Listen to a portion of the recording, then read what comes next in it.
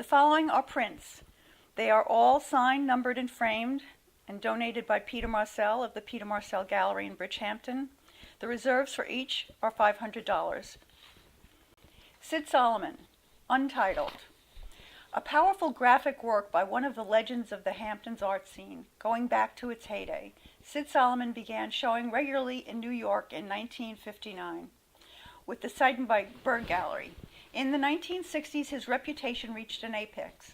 In 1961, Solomon won numerous national awards and accolades, including the Painting of the Year from the Whitney Museum, which owns his work along with such other museums as the Guggenheim, the Corcoran Gallery of Art, and the Wadsworth Atheneum, and many other nationally prominent museums purchased his work as well. In East Hampton, the Solomon home was the epicenter of artists and writers, the site of the first artist-writers baseball game in his backyard in 1966. In 1970, with architect Gene Leedy, the artist built an award-winning house and studio on Siesta Key in Sarasota. In 1975, a retrospective exhibition of Solomon's work was held at the New York Cultural Center and at the Ringling Museum in Sarasota. Writer Kurt Vonnegut Jr. conducted an interview with Solomon for the exhibition catalog. The artist was close with many writers, including Harold Rosenberg, Joy Williams, Bud Schulberg, Elia Kazan, and John D. MacDonald. He also had close friends in the music world, including Mitch Miller, Eric von Schmidt, Jerry Lieber, and Jerry Wexler. He died in Sarasota in January 2004. Jimmy Ernst, Untitled. Jimmy Ernst, surrealist and second-generation abstract expressionist, arrived in New York in 1938 on the SS Manhattan. He was the only son of surrealist Max Ernst and Louise Strauss Ernst, a journalist who died in Auschwitz in 1944.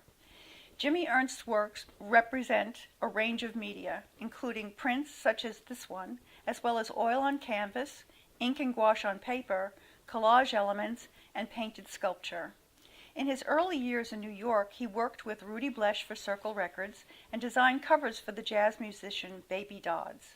As a lucky teenager in Paris, he met his father's circle of friends, including Alberto Giacometti, Man Ray, Victor Brana, Joan Miró, André Masson, René Clair, Yves Tanguy, Salvatore Dali, and Louise Buñuel.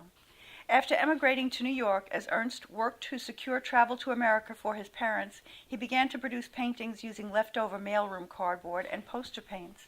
Moving next to oils and prints made from linoleum tile, eventually Ernst held a job at Warner Brothers as an assistant to the art director of advertising through 1951, but he remained heavily involved with the New York avant-garde scene.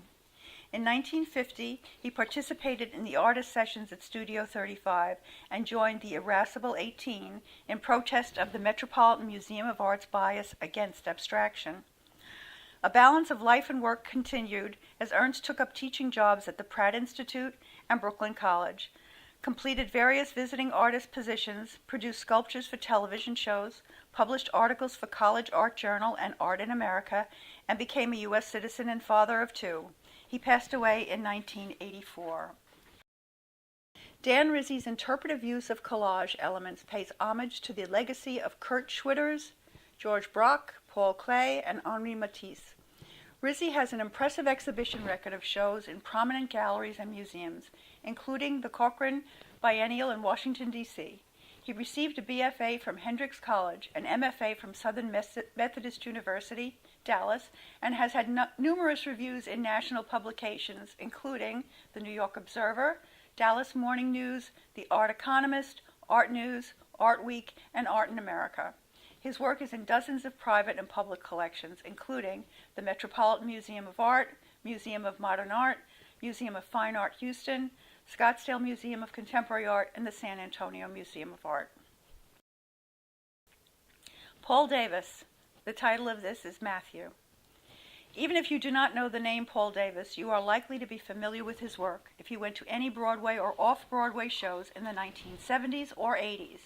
His high-impact, unforgettably witty posters and magazine illustrations for such publications as Time, Life, Look, the Saturday Evening Post, the New Yorker, and Esquire were ubiquitous.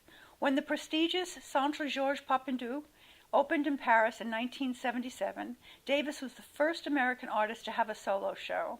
His posters are part of the Museum of Modern Art's collection. His career spans 50-plus years, and his creative voice has helped to define that world where art, illustration, design, and typography all spill brilliantly into each other. Ilya and Amelia Kabakov. This print is from Children's Coloring Book Series. It's entitled Rabbits Go F Yourself. It's an offset lithograph, artist print, 4/50 from the edition of 50. 12.5 inches by 17 inches, done in 1994. It's signed and numbered in pencil. Ilya and Amelia Kabakov are Russian-born, American-based artists that collaborate on environments which fuse elements of the everyday with those of the conceptual. While their work is deeply rooted in the Soviet social and cultural context in which the Kabakovs came of age, their work still attains a universal significance. Today, Ilya Kabakov is recognized as the most important Russian artist to have emerged in the late 20th century. His installations speak as much about conditions in post-Stalinist Russia as they do about the human condition universally. Their work has been shown in such venues as the Museum of Modern Art, the Hirshhorn Museum in Washington, D.C., and the Whitney Biennial in 1997, among many other venues. The Kabakovs live and work in Mattituck, Long Island.